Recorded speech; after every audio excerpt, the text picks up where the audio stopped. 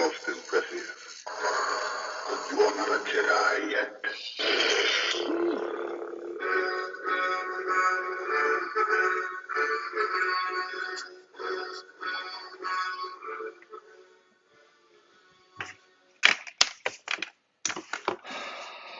Hello everyone, it's Tuba here from RideADV. We're trying something different with the sound tonight too, so if there's anything, just let me know and we can swap it out.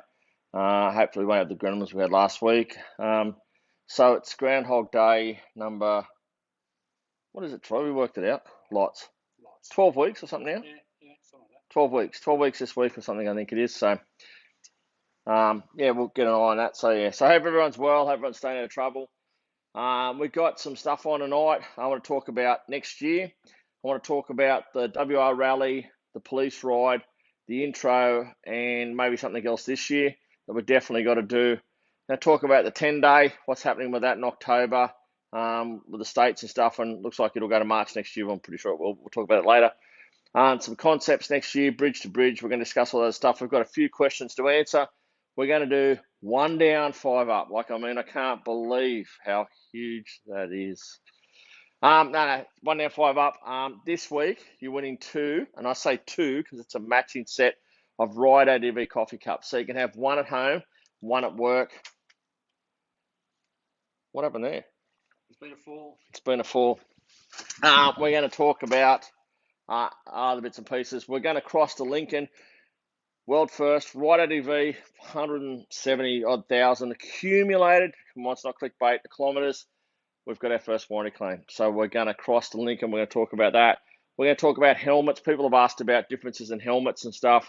I happen to be I believe, a connoisseur of helmets. People say I have a disease with 30 odd helmets, but I believe I'm a connoisseur. So yeah, we'll get started on that sort of stuff, and we'll get started on that. So probably the first thing I want to do is I want to share some workshop tools. We've been talking a lot about headset bearings and stuff. A couple of things have come up. Jason Farmer asked on Facebook this week about a tool that clamp around. As you know, the headset nuts are a castellated nut. And sorry, Jace, that it clamps around, goes on a tension wrench. And a good friend, Nerb, he shared the differences in tensions and stuff. And Nerb, as a long-time fitter, I'm on board with the science. I'm struggling with the logic, but that's okay. So we'll talk briefly about that too.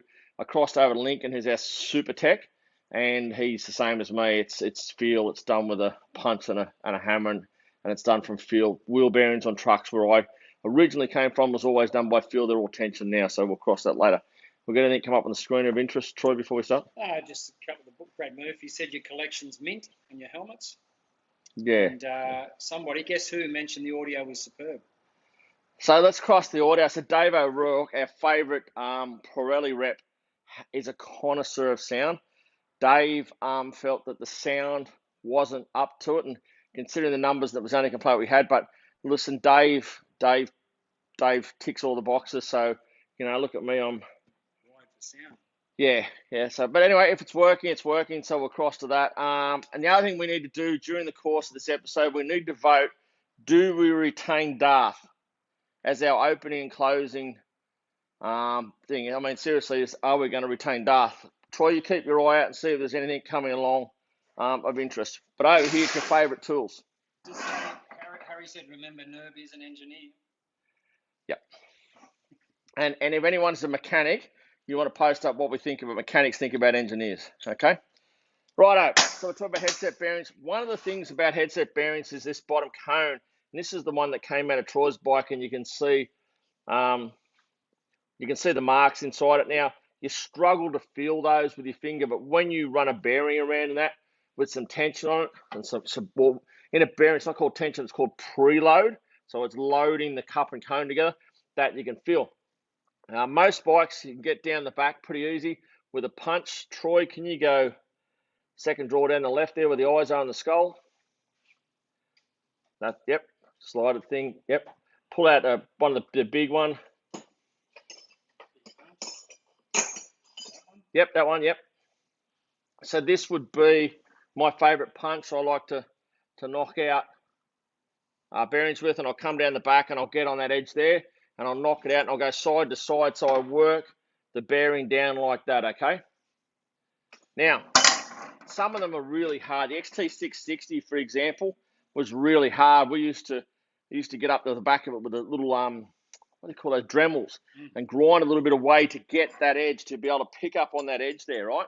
Because if you can't get enough fat on that edge, it'll continue to slip off all the time, all right? So that was a Dremel one. Now, I've just been telling Troy here in the shed horror stories about the Yamaha lower cup cone. It's hard to get out. And Troy's knocked straight out. Like, I don't know if it's been a change. But I do have this tool that I bought. I can't remember where I bought it from. So this tool starts in like that. And so if you have a bearing cup up in there, you can get the tool into it. And you'll see when the tool's opened up, you still have enough around this edge here that it's sitting in the frame, but it gives you that area to belt with the punch to knock it out. That's been a good tool. Now, the reason I like to share lots of things and stuff we've done, and I hope my dad's not listening, but I'm going to share some language here. Well, sorry, Dad, I'm going to share some language here. I like to share this stuff because I've pretty well fucked it up, all right? So at some stage, and something's costing money. Now, I've been at Marenga Rennie. Where's Marenga Rennie? Troy, we had it was on last week's quiz. Somewhere. Seriously? No retention. Halfway up the Birdsville track. Yes. So I was coming to Marenga Rennie, and I could feel the steering head bearing shaking my bike. I had done the steering head bearings with a good mate of mine, through no fault of his. When you put the bearing, stay there. Steve show you USWE hydration pack at some stage and how they compare with Zach's speed. What is it? Your hydration pack you've got and how it compares to the Zach's speed. Okay. If I can find, where did I put all those? Oh, over here. One moment. Look at that. So I haven't got a triple clamp steering stem here, but you have to knock this bearing. This is the one that obviously goes in here. So that's in the frame, and then your steering head, you knock it all the way down, the triple clamp down the stem, right? Now, again, when you're belting this on, if you haven't got the right tool, you have to hit it on this edge in here. The moment you hit this outer ring, it's over, it's no good. You have to hit it on this bit here. Always a drama if you're not well equipped. This would be one of my favourite tools. I'm going to call this the favourite tool of the week. I bought it from Link, and it's a cracker. It's red hot, okay? Now, you can press it down with this, or you can belt it down with this. For an XT700, the Yamaha, that's the perfect size. Goes over the steering stem, and you can belt that down. But let's just say it was smaller. We've got an insert. Smaller. Let's just say, I don't know, it was bigger. All right? And again, in between. You haven't got to do mini to work out that that's worth its weight in gold. It's solid. You can belt the snot gobbles out of it. You can put it in the press. Press isn't a bad thing. They're not expensive. They're just a little press you can use in the shed. So they would be my favourite tool of the week. So just before we go to Steve's, question on the Hydro Packs, I'm not the person to ask. I need some prep time for that now. And the reason I need prep time, Steve, is quite often I ride with a Camelback, but it doesn't have a bladder in it. Wait here and I'll find it.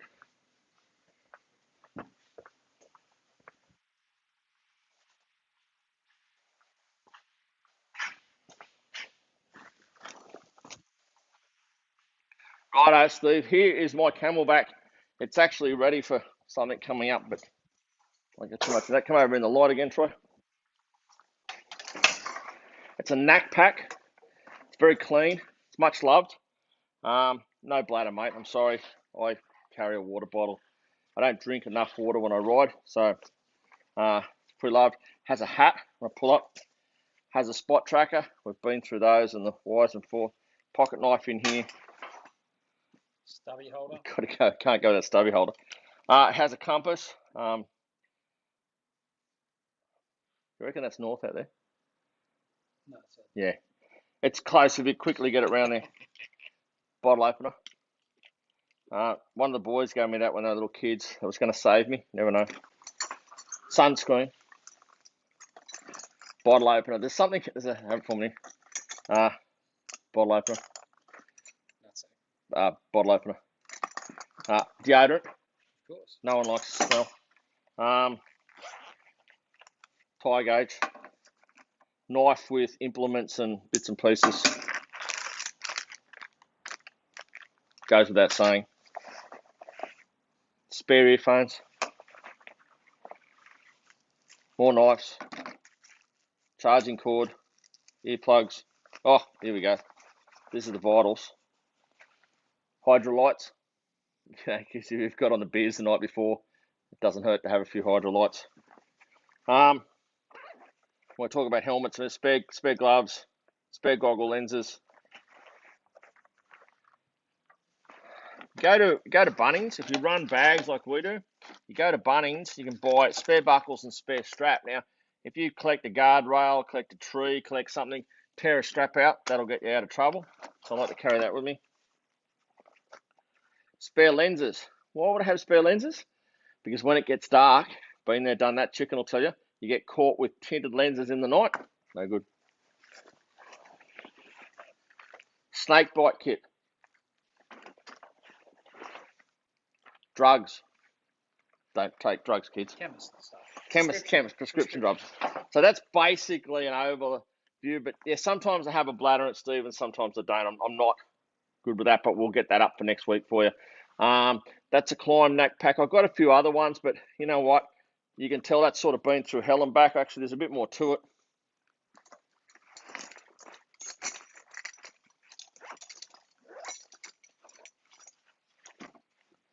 So night times when you're traveling with a crew, when we're staying accommodation, we've got chargers, charger cords, spare earphones, head torch, cables, adapters, bits and pieces. Like when you travel with a crew and of a nighttime people got phones to charge and we got centers to charge, then that's the answer to that. Awesome. Questions? Just the guy asking about, as a beginner, what tire levers to run. Actually, Trent asked the first episode about my bag. It's in the bottom there. It's packed for a thing, so I might just leave it. But next week I will share the levers that we run, and why we run them. So yeah. All right, we might. If there's no other questions, not at this stage. All right, so we'll come over here.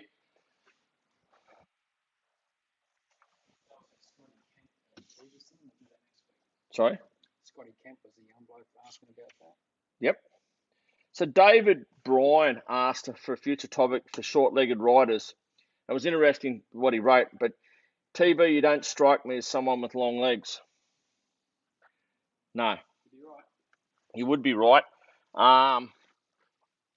He says here, on a short test ride, the T70 found the seat height is intimidating with both tippy toes, both feet. Please chat techniques to ride standard height, low seat mods, lowering links. Dealer said lowering links can be ordered from the factory. They reduce ground clearance. Yeah, okay, they have to. If the seat's going to go down, the bottom of the frame's going down. So we come over to my bike. My bike is standard height, standard seat.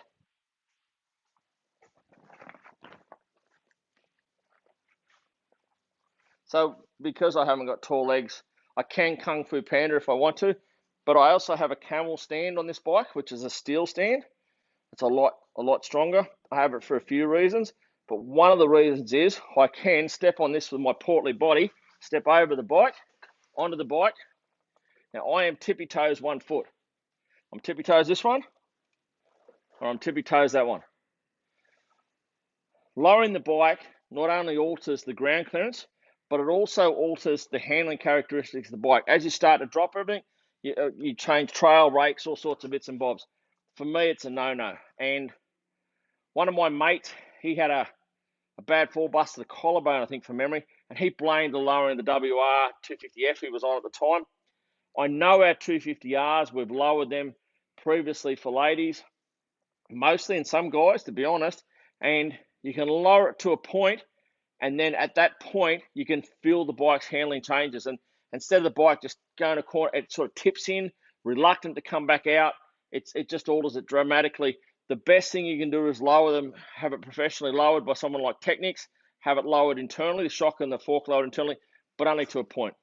250Rs, for example, when you lower them too much, or you use a lowering link, we found that the lowering link hits on the shock. So we've seen that before. So while you're talking about suspension, I got two WR 250Rs here. This one's one of yours, Troy. And then I've got a customer's one that's been sent here this week. He's just bought, it has about 6,000 or 7,000 Ks on it. He's bought it secondhand. Now you can see this is standard. The 250R sits right up in the back, but interestingly enough, for standard suspension, okay, and that is going to do you no good. Technic suspension with probably, how many Ks on this, Troy? That's a few year old. That's 4-year-old, that bike. Done 20,000? Yeah. Oh, just done that. All right.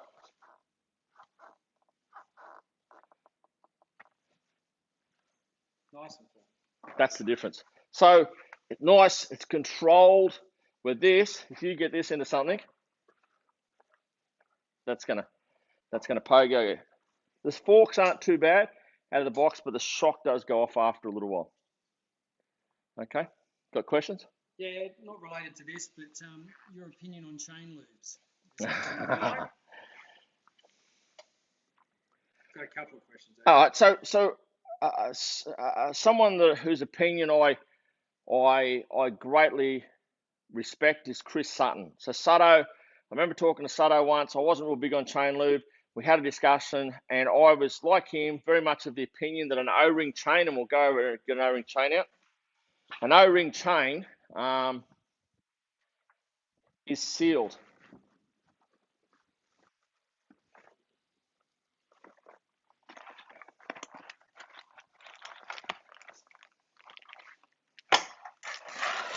So if we zoom in there, so if you don't know, an O-ring chain has an O-ring between the two link parts, and inside is grease, and it's all sealed. So I was very much of the opinion that if I spray that with chain lube and becomes all tacky, and I go out where it's dirty, the dirt sticks to it, becomes a grinding paste, and wears stuff. Now, I think it definitely increases sprocket wear. I think if it's on there and has the sand on the roll and the roller rolls into it, I think so. And I know in the territory back in the day, it used to be big for truck drivers not to grease the S-cams and all those sort of bits and pieces for just that reason. That said, we then went to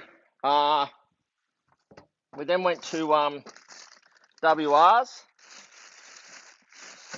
and if the WR has one inherent problem,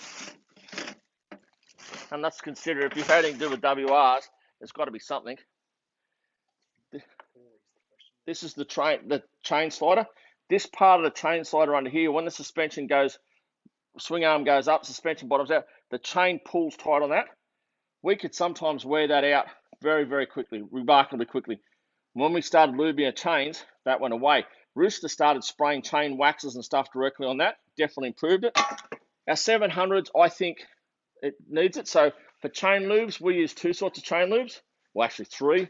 We use the iPone off-road chain lube that we buy. We also use the Yammer lube, chain lube that we buy, and sometimes we use Motul, just depends on where we're at the time, but either it's iPone or the Motul or the Yammer lube. And you should always put your chain lube on hot. It's not something you put on cold, something you put on hot. That's for Corey. Andre asked about braided brake lines. Yeah, okay, so braided brake lines. What would be an example of braided? So braided brake lines. So I think it's an Australian design rule, and someone stop me if I'm wrong, but I think things like my 250R over here, Troy. Okay, they come out with a rubber line standard, and the race kit has a braided line. I think, and we're going to talk to Lincoln in 1 minute, so Lincoln, can you get ready to join on? I think it's an ADR, Australian design rule, that they must have a rubber line. And I think you've got to have braided on the competition ones. Now, what's the difference? A rubber line has more chance of expanding, where a braided line has a steel, like a coating inside it, and it's expansive. So when you pull the brake on, because it's Pascal's principle and to do with pressure equal all areas and etc. If you pull the brake on and that expands, you're losing pressure to the pistons. Where if it doesn't expand, you have more pressure. You got anything that says Lincoln's trying to join? Not at this stage. Oh, raw. Davey's asked, do you run earplugs and why? It's a good question. No, and I don't care about sound. No, yes, Dave, we do. I got to tell you I got to tell you about earplugs. There's not much I regret, but I wish I'd got onto earplugs younger. So what do you call that thing when it rings in your ears the whole time? Tinnitus. So I lay in the desert, and everyone goes, how quiet is it? I don't know. All I can just hear is ringing. If I ride my bike without my earplugs or these, I get it, okay? And I get it bad enough that that night that it ruins the whole concept. So even if I'm riding my new bike, I wear them. So what I wear is these, and I'm going to blow this out of the water, but I've had ear molds. I've had custom ear molds. I've had ear molds made in America. They were actually the best ones. At NASCAR, it cost me $400 US, the NASCAR drive ones. They were the duck's guts, the cat's whiskers, the fish skills. They were the whole lot. But anyhow, when you slam them in a car door, they're no good. These are $15, and they're as good as anything else I try. Now, I did try the air tube ones. You've got air tube ones, haven't you? There's the remains of the kit here. Okay. They got that much trouble with plugging and one not working and another not working. DJ, if you're watching, he'll tell you the funny story. We're riding up the Hume Highway. My head starts bobbing around or something, and then all of a sudden out the side goes 2 bits of wire. I ripped the things out of my helmet I was riding along. I had that much of them. These are $15 each. They mold into your ear really nice. They're called plug phones. That's my recommendation now. They not only work as an earphone, but they work as a speaker. So we can't see who's joining in yet. There's no notification. Okay, so just talk about yourselves, amongst yourselves for a minute. We'll just go, oh, that thing doesn't get happy, does it? I'll attack you. Guest requests. Just talk amongst yourselves for a second. God, technology, don't we love it?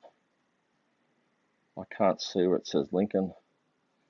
Lincoln can ask, I think. I don't see where you can type it in. Hey, Lincoln. Oh, Lincoln, you try and join. Lincoln Bryan is watching. Come on, Link. Get in there, big fella.